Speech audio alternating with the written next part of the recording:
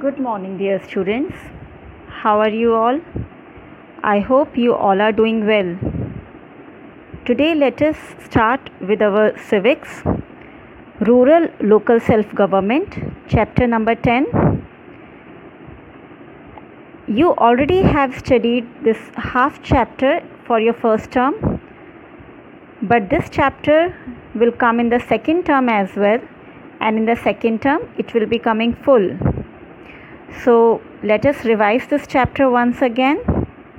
Chapter number 10, Rural Local Self-Government. Please open your books and listen to me carefully. Long ago, humans lived on trees and in caves. As humans are social beings, they lived in a group. A group of people living together in a place is called a community.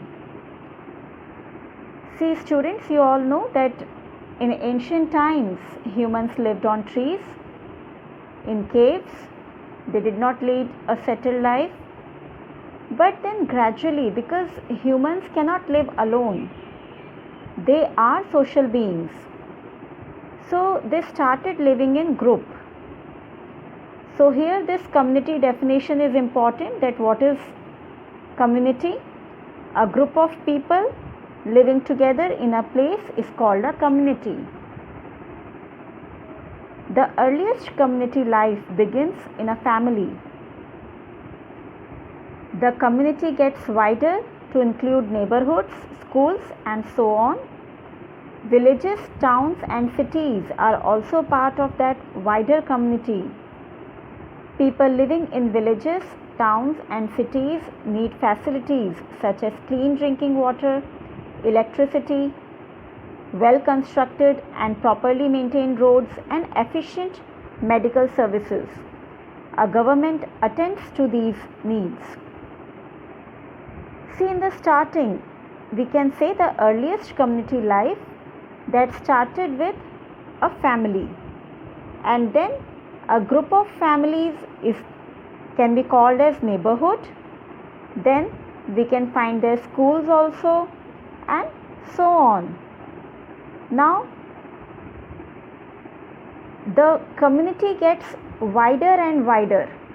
It is not that just a family is a community, or a neighborhood is a community, or a village is a community. So the community gets wider and wider, and we can say that villages, towns, and cities, all these are part of that wider community. Now, when people live in villages, towns, cities, they need many facilities. We need clean drinking water, we need electricity, good roads, good medical services. So, who will look after all these needs? A government. Now the next topic, need for local self-government. Now you all know India is a very large country. Therefore, it is very difficult to attend to the administration and the problems of the whole country by a single government. To make governance easy and more efficient, local self-governments have been formed.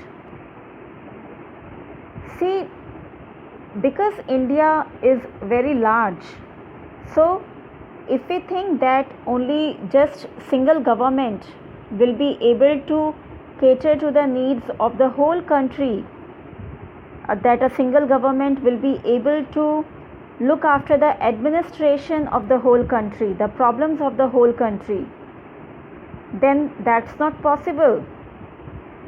Therefore, as India is such a large country, so to make this governance easy, to make this governance efficient, local self-governments are formed.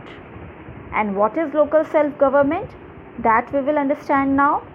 A local self-government is a system where local people are involved in managing the administration of their area. For example, people participate in the development work related to agriculture, irrigation, electricity, education, health, maintenance of roads and sanitation. Now, if we see that what is the local self-government, then it is a system. Which kind of system? Where local people are involved in managing the administration of that area. So, that particular area is administered by the local people only. Local people, the people who reside in that place, so that people can participate, the local people can participate in the development work related to that area. What all fields? Agriculture, irrigation, electricity, education, health, then maintenance of roads and sanitation. So the local people are involved in the development of their area. Now, since people understand the problems of their area better, they do not neglect those problems. So it is very evident that local people know the problems of that area. So they look after those problems properly. They work towards solving the problems quickly and efficiently. The work is not delayed. The problems are solved quickly, efficiently. And in doing so, people learn to be responsible and self-reliant. People become responsible. They become self-dependent. Local self-governing bodies are of two kinds. Now we have understood that what is local self-government.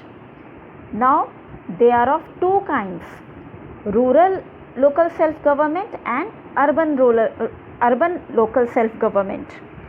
Panchayati Raj is the local self-government body that functions in rural areas.